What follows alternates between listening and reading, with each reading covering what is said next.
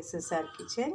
ఈరోజు కాశీ ఆకండి ఈ విధంగా బాగా వచ్చుకొని పసుపు నీళ్ళు ఉప్పు కలిపి నీళ్ళల్లో వేసి బాగా నానబెట్టి కాశీ ఆకండి. ఇది ఈ ఆకుకూరైనా కూడా ఉప్పు పసుపు కలిపిన నీళ్ళల్లో బాగా కనీసం 10 నిమిషాలు, కనీసం టైం అయినప్పుడు కనీసం ఒక 5 నిమిషాలన్నా బాగా ఈ విధంగా నానబెట్టుకోవాలండి.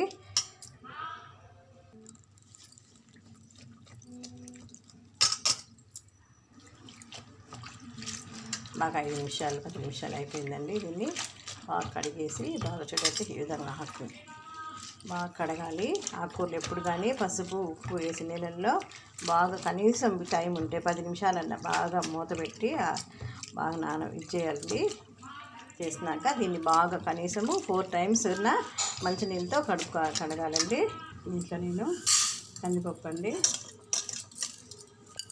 ఎర్ర కందిపప్పు మామూలు కందిపప్పు అండి 2 వేసుకుంటున్నాను. వేసుకొని దీన్ని బాగా వాష్ చేసుకుంటాను. కందిపప్పుని 1కి 2 సార్లు కడుక్కున్నాను. 1కి 2 సార్లు కడుక్కొని స్టవ్ ఆన్ చేసుకున్నానండి. దీనికి ఒక 4 గ్లాసులు నీళ్లు పోసుకున్నాను. పప్పు ఇలా ఉడుకుతూ ఉన్నప్పుడే మెంతులండి, మెంతులు కొంచెం వేసాను. పచ్చిమిరపకాయలు పోసుకొని పచ్చిమిరపకాయలు ఎర్రగడ్డలు ఇట్లన్నీ వేస్తే ఆకుకూర చాలా బాగా పనిచేస్తుందండి. ఆకుకూరలో ఒక టమాటా, దీంట్లోనే కొంచెం జీలకర్ర మెంతులు వేసాను. పప్పు ఈ విధంగా బాగా హాఫ్ బాయిల్ అయిపోయిందండి. చూడండి సగం ఉడికిపోయింది పప్పు. పచ్చిమిరపకాయలు ఎర్రగడ్డలు టమాటాలు అన్నీ వేసాను. మిరపకాయలు ఒక 2, ఒక 5-6 పచ్చిమిరపకాయలు, 2 టమాటాలు, ఒక ఆనియన్.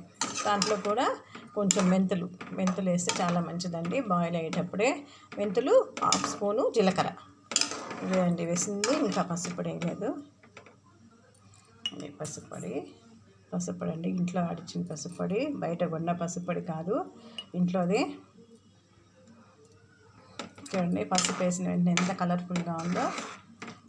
పసుపు కూడా ఆరోగ్యానికి చాలా మంచిదండి. దాంట్లో హెల్త్ డ్రింక్స్ కూడా చాలా వాడుతున్నారు ఇప్పుడు ఆయుర్వేదికంలో.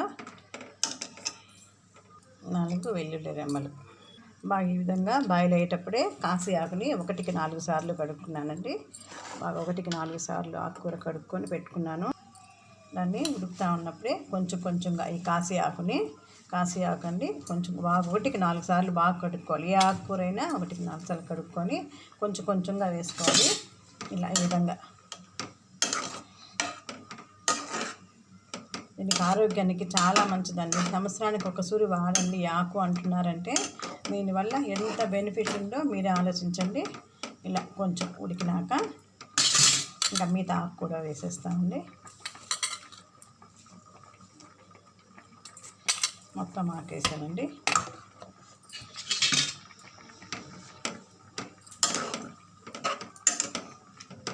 ఇది కూడా కొంచెం బాగా పసురు వాసన అంతా పోతుంది కదండి.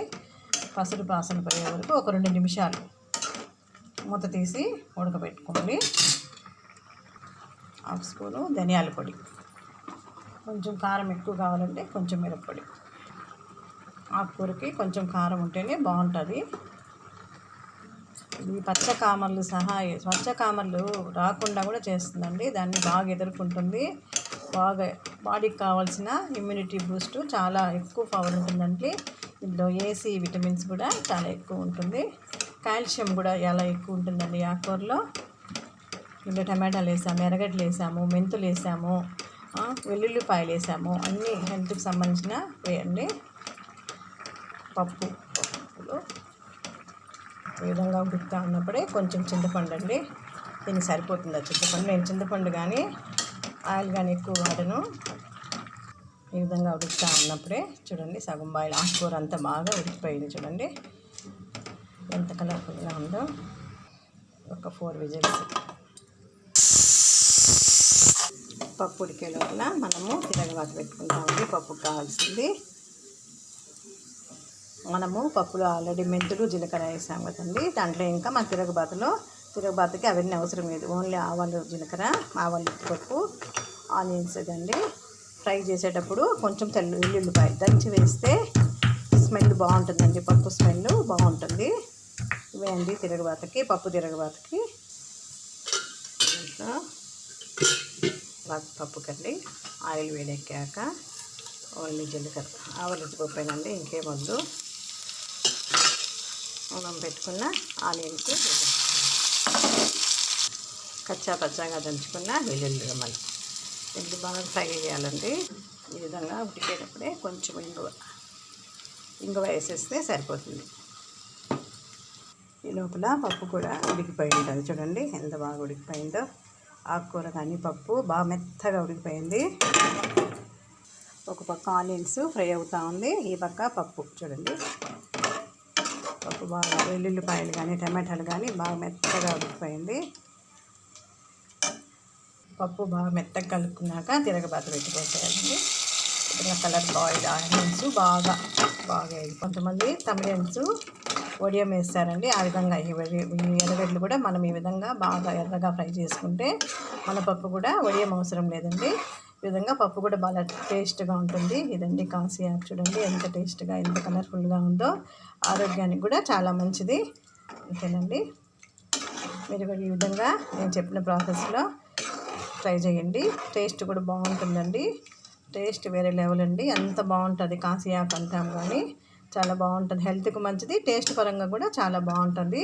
మీరు కూడా నేను చెప్పిన పద్ధతిలో ట్రై చేయండి.